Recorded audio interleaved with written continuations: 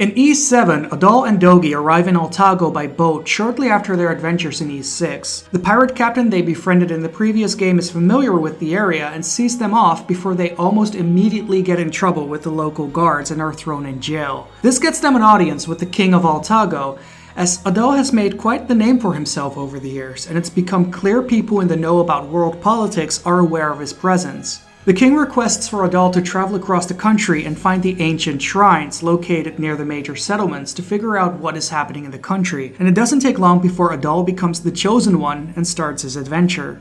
I quite like the story of E7, but it has its problems. While the typical Falcom style of setup does take place in it, it's almost working against the game's own favor, as the pacing isn't the greatest. I'll go further into why later, but as for now, the excuse for adventure early on is really strong enough by itself, and the actual story when it kicks in is pretty good too. It doesn't take too long before you're out in the field and get a good feeling for the combat, and overall the combat is fast and fluid. There's a good flow to it, and most of the enemies have a decent amount of health without feeling too chunky. The game doesn't really have the leveling problems that I had with Arc of Napishtim, and you're generally not allowed to go into areas you're not supposed to head towards yet. As you're attacking enemies, a square next to their health bar fills up. Once this meter is filled up, the enemy is stunned while flashing yellow for a brief period. Most regular enemies will either be dead before they get to this or die while they're in that state. It's a nice addition to combat, but I feel like more could have been done with it. This might be in hindsight due to Ease 8 definitely doing more with this state in the form of guard breaking.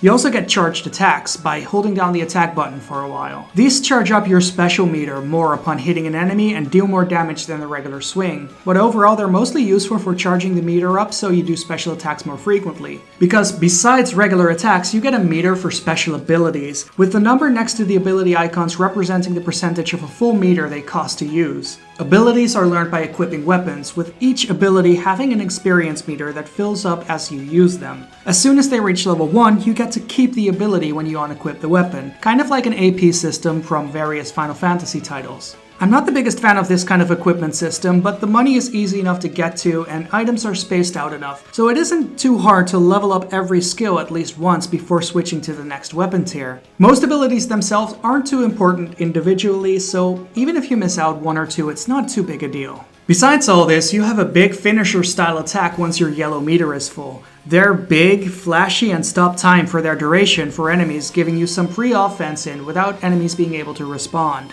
The game has both a dodge and a block as your major defensive options, with the block being a short time window for a parry that gives you extra meter and fills up the enemy's stun meter. Blocking is iffy at best. I haven't been the biggest fan of it in a lot of the game for a lot of reasons. For one, the time window is fairly small, so it's a risk and reward type feature to begin with, and this would have been good if it wasn't for the fact that it didn't feel overly consistent in use. E7 is very loose in movement, especially compared to all the previous entries covered. Your position being even slightly off can compromise your ability to block incoming attacks, which would be enough to disincentivize blocking if there wasn't already more problems with it. A lot of the time when the hitbox of an enemy's attack is larger than a jab coming at you, like a big circular attack right on your position or a square shaped around you, it will go straight through your attempt to block it because the game sees it as you being attacked from behind. With how loose movement is and how frequently enemies attack with larger areas of effect than just an attack animation, this is a huge issue with the mechanic in general. Add to this that the dodge is a gigantic leap that covers about half the screen, more than a full screen if you press it more than once, adding 2 smaller rolls after it. And the fact that your own attacks auto-home in on enemies, adjusting your position automatically, and the block that effectively only works from things coming from one direction becomes increasingly less useful. I ended up ignoring it for most of the game outside of boss fights because more often than not it would just end up getting me hit instead. Not that getting hit means all that much in most of the game though. E7 is very lenient with how much of a beating Adol and his party can take, especially compared to all the games previously covered, so you're never really in fear of dying during the game. Especially since there are so many healing items you can stock up on this time around, with the game being mostly designed around you actually using them. Besides this, you can open up the map and teleport back to a save point at any time, which restores you back to full health. Calling them save points isn't entirely accurate, as you can save the game at any point in time, but they look, sound, and act exactly like save points in all ARC games, so I'm still going to call them that. The strangest quirk that the game has regarding health is that the party members you're not controlling can't die. So say you mainly play as Adol and he's almost dead, but you want to hit the boss with his special attack for sure. You just swap to Dogi until the meter is full, so Adol literally cannot die during the fight until you switch back to him. It almost feels like cheating in a way, and I could swear the characters you're not playing as take reduced damage in general with how much health they always have during boss fights, despite being right there with me taking those extra hits, but I could be wrong. Maybe the AI is actually better at the game than me. Which brings me to the party members. E7 is the first team-based Ys title, not counting the few moments in Dawn of Ys where you have AI partners following you. Much like Ark of Napishtim, there's 3 weapon types and weaknesses, with most enemies being strong against one and especially weak against another, with slash, blunt, and ranged damage to choose from. You get multiple party members for each damage type, so if you don't really like certain party members, you can switch them out for another. But hey, you get to play as Dogi, and he can even crush a couple of walls.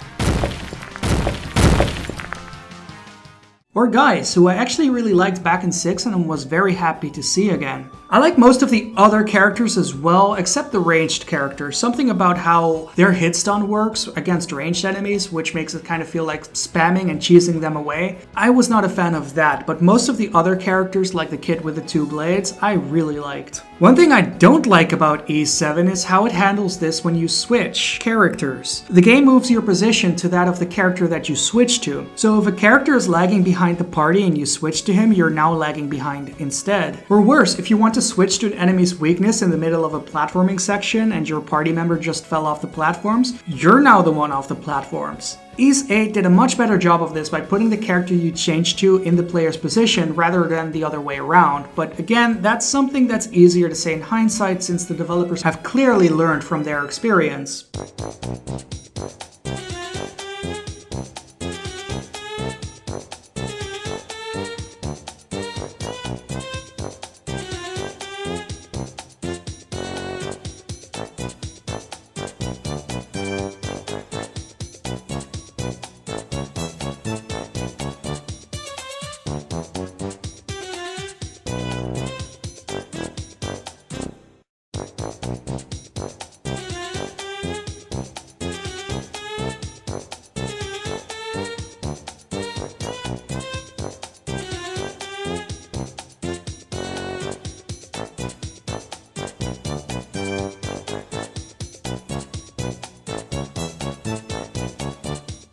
Dungeons are serviceable. I don't think they're all that great in this game, and they kind of feel like straightforward paths that end up going in a circle once. Before the end of the first loop, you get to the dungeon's big special item that lets you advance the other direction halfway through, and then you get to the boss fight.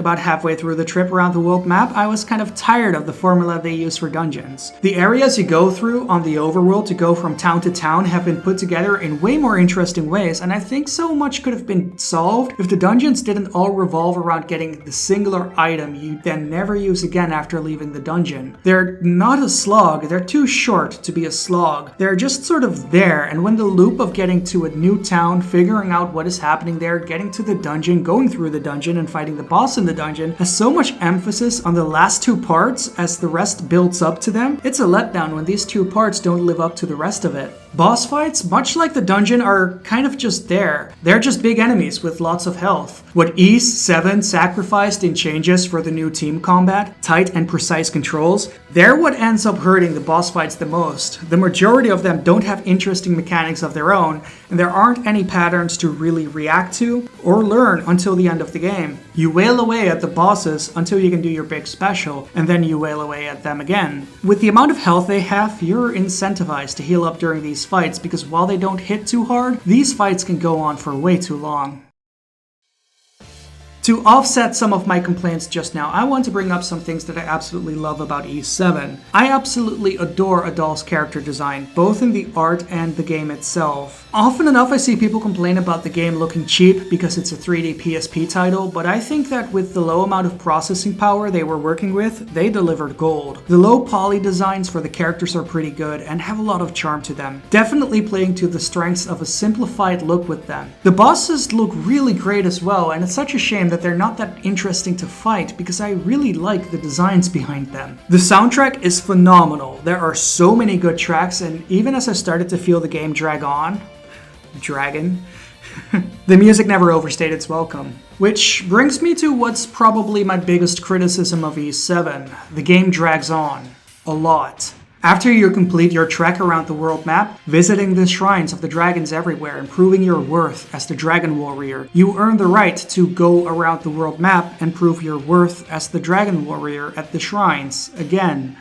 Not only that, but just as you started the game off being thrown into a prison cell, the second half of the game is kicked off with the same sequence of events played out a second time for different reasons. Your quick travel to all locations on the map are taken away during this second round, so you can't go to these areas quickly either. Not only that, but your second trip has you go to the exact same shrines behind the boss rooms of the previous dungeons a second time, only to be teleported to a deeper, darker dungeon that's usually over twice as long as the previous one. This is a problem. In a lot of ways, it doesn't even feel like it was necessary. For the most part, the same story could have very easily been told with a single journey to all the dungeons with a few minor adjustments. Most of these adjustments would just be having the good state of the village from the first trip being what you arrive to, and the bad state from your second trip being what you come back from the dungeon to further stress the severity of your quest. Proving your worth to the same dragons, giving you the same speech of what is about to unfold, meeting the same characters, and overall stressing the same things is a bit much. Ys 7 is only a 20-hour game, but it feels so much longer than this because it stretches itself very, very thin.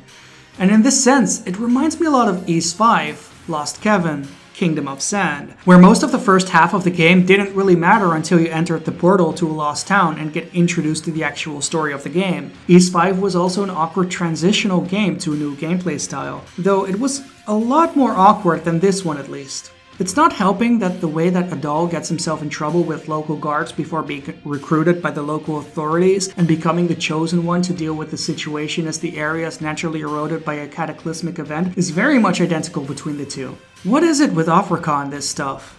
During the second half of the game, Adol starts getting weapons that let him fit the role of other damage types. So if you don't like certain gameplay styles, like ranged, you won't be forced to play as them anymore. I think the primary goal of this is to incentivize you to use the special buffs you get by having certain lineups in your team, but honestly, I never even paid attention to this stuff, as you don't really need to. The game is not hard enough to damage min-max everything, so while these bonuses might be nice to have, you're not going to be left wanting by having the wrong party composition outside of the damage types.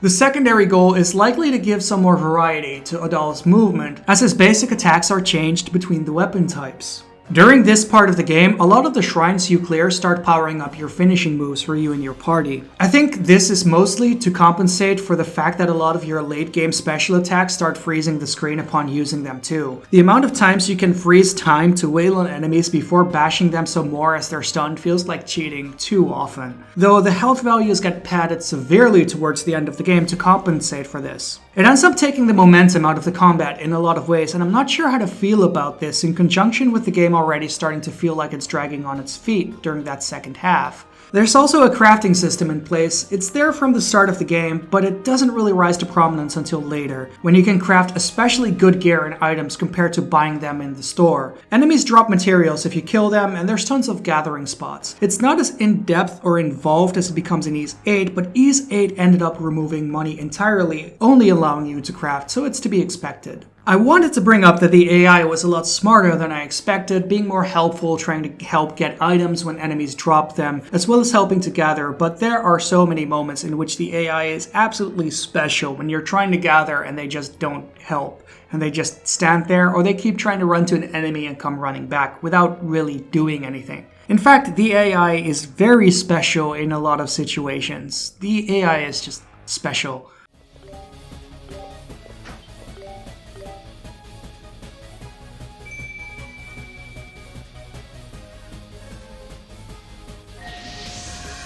Jesus! It also feels mean-spirited to especially criticize the second half of the game for all of these faults, when the second half of the game is actually the better part. It's just that that first half is just so useless compared to it, that it almost feels like it's invalidating that second half. When you go through the motions a second time, it doesn't feel as impactful as the first time, even if the second time is a lot better. It just feels like you're redoing the same thing, and I think that really works against the game in general. It's actually unfair to that second half and what happens during it. So with all of this said, is Ys 7 bad? Do I really dislike it that much? No, not really. It's an alright game. It's incredibly weak when put next to the excellent Ark of Napishtim engine games and Ys 8, but overall it's a decent attempt at a new gameplay style, with its biggest weakness just being awkwardly paced. If the game had you go around the world map once and was about 6 hours shorter, it would have been all the stronger for it. By the end of the game, I was invested in the characters and the story of Altago, and I did like a lot of the final dungeon. Though, word of warning, if you play this game, be sure to equip your entire party with decent gear and be sure to set your abilities for them, including the party members that you never used, before going into the final boss fight, because it's making you use everyone, and you don't want to be stuck on the final boss with characters you're not familiar with that are under-equipped and have no offense going. Thank God the game has a fast forward button for cutscenes. Anyway, this was AboveUp. I hope you enjoyed this video, and yeah, that's Ys 7. We have now covered all numbered entries of the Ys series, which is kind of amazing, to be honest. By the time you're watching this, I'll already have started playing Ys Origin, so that's gonna happen sometime very soon. As always, this video has been brought to you by people who are supporting me on Patreon, who you see scrolling on the screen right now. If you like this video and would like to see more like it, you can support the channel by going to patreon.com/AboveUp. I've been posting unlisted YouTube videos there for free, so if you like, you can follow me there, and if the subscription and the bell don't work for you on YouTube, which a lot of people tell me it doesn't, you can just follow me on there and you get an email whenever a video goes up. But anyway, this was AboveUp, and I will see ya.